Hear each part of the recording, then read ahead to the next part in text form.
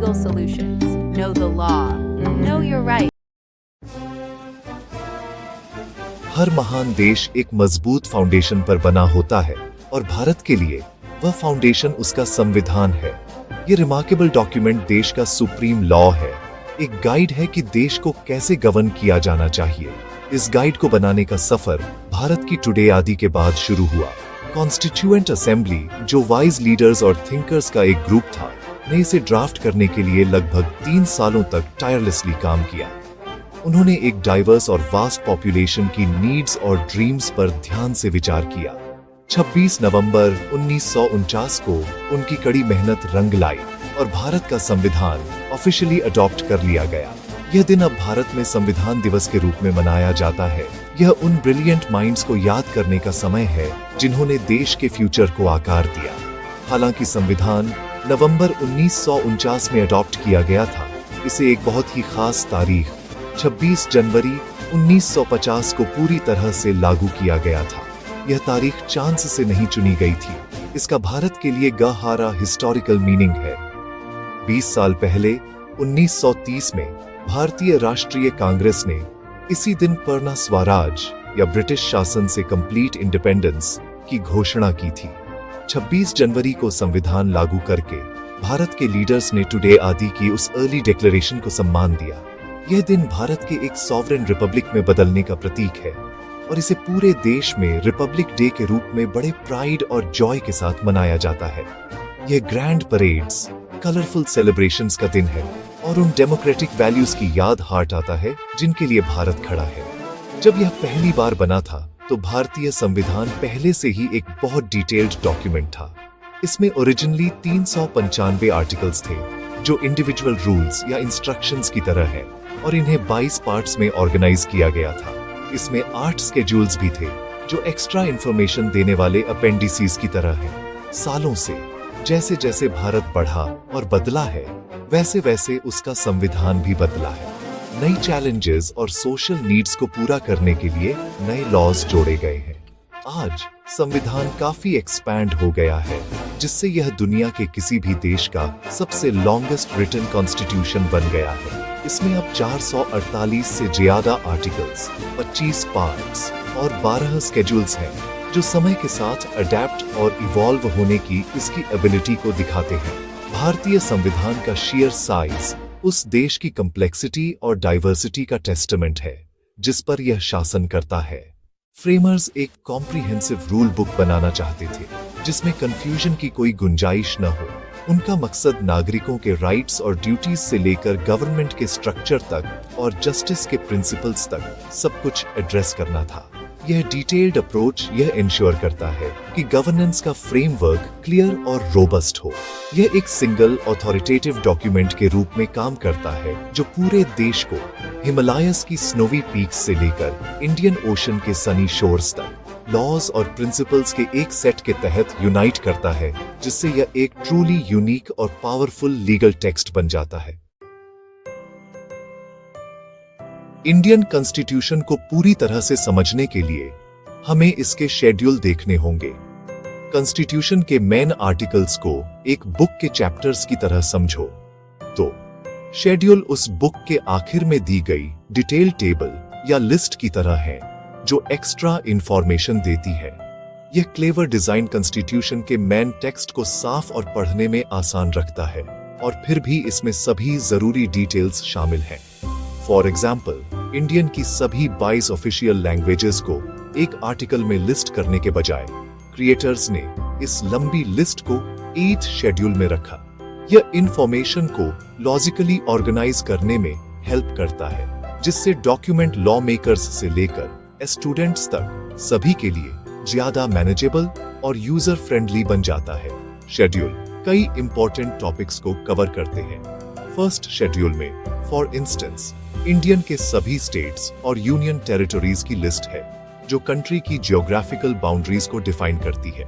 Second schedule में president, governors और जजेस जैसे हाई रैंकिंग ऑफिसर्स के लिए सैलरी और अलाउंस की डिटेल्स हैं। सेवेंथ शेड्यूल खासकर इंपॉर्टेंट है क्योंकि यह सेंट्रल गवर्नमेंट और स्टेट गवर्नमेंट्स के बीच कानून बनाने की पावर्स को डिवाइड करता है। इसमें 3 लिस्ट हैं यूनियन लिस्ट सेंट्रल गवर्नमेंट के लिए, स्टेट लिस्ट स्टेट गवर्नमेंट्स के लिए और कॉन्करेंट लिस्ट दोनों के लिए। पावर का यह केयरफुल डिवीजन इंडियन के फेडरल सिस्टम का एक कॉर्नरस्टोन है। जैसे जैसे इंडियन इवॉल्व किया, नई जरूरतों को पूरा करने के लिए और शेड्यूल भी ऐड किए गए। 11th और 12th शेड्यूल फॉर एग्जाम्पल गांवों में लोकल गवर्नमेंट्स जिन्हें पंचायत कहते हैं और शहरों या म्यूनिसिपैलिटीज को पावर देने के लिए ऐड किए गए थे। ये ग्रास रूट लेवल पर लोगों को एम्पावर करने की दिशा में एक बड़ा स्टेप था। 10th शेड्यूल पॉलिटिकल डिफेक्शन को रोकने के लिए इंट्रोड्यूस किया गया था। ये एक ऐसा प्रैक्टिस है जहां इलेक्टेड ऑफिसर्स पर्सनल गेन के लिए पार्टीज बदलते थे। इसे अक्सर एंटी डिफेक्शन लॉ कहा जाता है और यह पॉलिटिकल स्टेबिलिटी को इंश्योर करने में हेल्प करता है। हर शेड्यूल, चाहे वह पुराना हो या नया, कंट्री के एडमिनिस्ट्रेशन और लीगल सिस्टम के स्मूथ फंक्शनिंग में एक क्रूशियल रोल प्ले करता है। सभी 12 शेड्यूल को याद रखना मुश्किल लग सकता है, लेकिन हेल्प करने के लिए एक सिंपल और फन न्यूमोनिक है। बस ये फ्रेज याद रखो, टीयर्स ऑफ ओल्ड पीएम। इस फ्रेज का हर लेटर एक शेड्यूल के लिए है। टी है टेरिटरीज के लिए, जो शेड्यूल 1 है। ई है इमोल्यूमेंट्स के लिए, जो शेड्यूल 2 है। ए है एफर्मेशन और ऑथ्स के लिए, जो शेड्यूल 3 है। आर है राज्यसभा सीट एलोकेशन के लिए, जो शेड्यूल 4 है, और ऐसे ही। ये क्लेवर ट्रिक हर शेड्यूल के सब्जेक्ट को सही ऑर्डर में याद रखने में आसान बनाती है। ऐसे न्यूमोनिक का यूज करने से कॉन्स्टिट्यूशन को स्टडी करने का कॉम्प्लेक्स काम सभी के लिए एक एंजॉयबल और मेमोरेबल एक्सपीरियंस में बदल सकता है। हमारे इंडियन कॉन्स्टिट्यूशन के निर्माताओं ने इसे अकेले नहीं लिखा था। वे बहुत प्रैक्टिकल और खुले विचारों वाले थे और दूसरे देशों के अनुभवों से सीखने में विश्वास रखते थे। उन्होंने इंडिया के लिए बेस्ट आइडियाज ढूंढने के लिए दुनिया भर के कई देशों के कॉन्स्टिट्यूशन को स्टडी किया। यह प्रोसेस एक सुंदर टेपेस्ट्री बुनने जैसा था, जिसमें अलग अलग जगहों से मजबूत और रंगीन धागे लेकर कुछ ऐसा बनाया गया जो पूरी तरह से इंडियन था। इस अप्रोच ने यह इंश्योर किया कि इंडियन कॉन्स्टिट्यूशन सिर्फ एक थियोरिटिकल डॉक्यूमेंट नहीं था, बल्कि गवर्नेंस के लिए एक प्रैक्टिकल गाइड था, जिसमें दुनिया भर के डेमोक्रेटिक एक्सपेरिमेंट्स के दशकों के लेसन शामिल थे। इसका रिजल्ट एक ऐसा कॉन्स्टिट्यूशन है जो मॉडर्न भी है और इंडिया की अपनी वैल्यूज में गहराई से जुड़ा हुआ भी है। इंडिया ने यूनाइटेड किंगडम के अनरिटन कॉन्स्टिट्यूशन से कई इंपॉर्टेंट फीचर्स लिए हैं। इनमें सबसे इंपॉर्टेंट है पार्लियामेंट्री सिस्टम ऑफ गवर्नमेंट, जहां एग्जीक्यूटिव ब्रांच पार्लियामेंट के लिए रिस्पॉन्सिबल होती है। इसीलिए इंडिया में एक प्राइम मिनिस्टर होता है जो गवर्नमेंट का हेड होता है। यूके की तरह दूसरे आइडियाज जैसे रूल ऑफ लॉ का कॉन्सेप्ट, जिसका मतलब है कि कानून के सामने सब बराबर हैं, और कानून बनाने का प्रोसेस भी ब्रिटिश सिस्टम से इंस्पायर्ड था। पूरे देश के लिए सिंगल सिटीजनशिप का आइडिया भी ब्रिटिश गवर्नेंस मॉडल से आया था, बजाय इसके कि हर स्टेट के लिए अलग अलग सिटीजनशिप हो। यूनाइटेड स्टेट्स से इंडिया ने अपनी डेमोक्रेसी के कुछ सबसे इंपॉर्टेंट एलिमेंट्स को अडॉप्ट किया। इनमें सबसे इंपॉर्टेंट है फंडामेंटल राइट्स पर बेस्ड चैप्टर, जो हर सिटीजन को जरूरी फ्रीडम की गारंटी देता है, जैसे फ्रीडम ऑफ स्पीच और right to equality. Independent judiciary का आइडिया, एक ऐसा सिस्टम जहां कोर्ट्स गवर्नमेंट के इन्फ्लुएंस से फ्री होते हैं, वह भी अमेरिकन कॉन्स्टिट्यूशन से इंस्पायर्ड था। ये एंश्योर करता है कि जस्टिस फेयर और इम्पार्शियल हो। इसके अलावा प्रेसिडेंट का आर्म्ड फोर्सेस के सुप्रीम कमांडर के रूप में रोल और जुडिशियल रिव्यू का कॉन्सेप्ट दूसरी ऐसी फीचर्स हैं जिनकी जड़ें U.S कॉन्स्टिट्यूशन में है। दूसरे देशों ने भी वैल्यूएबल आइडियाज दिए। आयरलैंड से इंडिया ने directive principles of state policy का कॉन्सेप्ट लिया, जो गवर्नमेंट के लिए एक जस्ट सोसाइटी बनाने की दिशा में काम करने के लिए गाइडलाइंस है। इंडिया के प्रेसिडेंट को चुनने का मेथड भी आयरिश कॉन्स्टिट्यूशन से इंस्पायर्ड था। कनाडा के कॉन्स्टिट्यूशन ने इंडिया के फेडरल स्ट्रक्चर के लिए मॉडल दिया, जिसमें स्टेट गवर्नमेंट्स के साथ मिलकर एक मजबूत सेंट्रल गवर्नमेंट काम करती है। ग्लोबल आइडियाज का यह ब्लेंड, जिसे इंडिया के यूनिक सोशल और कल्चरल कॉन्टेक्स्ट के हिसाब से ढाला गया है, वही इंडियन कॉन्स्टिट्यूशन को एक मजबूत और टिकाऊ डॉक्यूमेंट बनाता है, जिसकी गहराई और विजन के लिए दुनिया भर में रेस्पेक्ट की जाती है। जैसे एक बड़ी बिल्डिंग को अलग अलग फ्लोर्स और कमरों में बांटा जाता है, वैसे ही इंडियन कॉन्स्टिट्यूशन को पार्ट्स में बांटा गया है। ये पार्ट्स कॉन्स्टिट्यूशन के मेन सेक्शंस होते हैं और हर एक पार्ट लॉ या गवर्नेंस के एक स्पेसिफिक एरिया के बारे में बताता है। फॉर एग्जाम्पल, कॉन्स्टिट्यूशन का पार्ट 1 भारत के टेरिटरी के बारे में बताता है। ये बताता है कि भारत में क्या क्या आता है।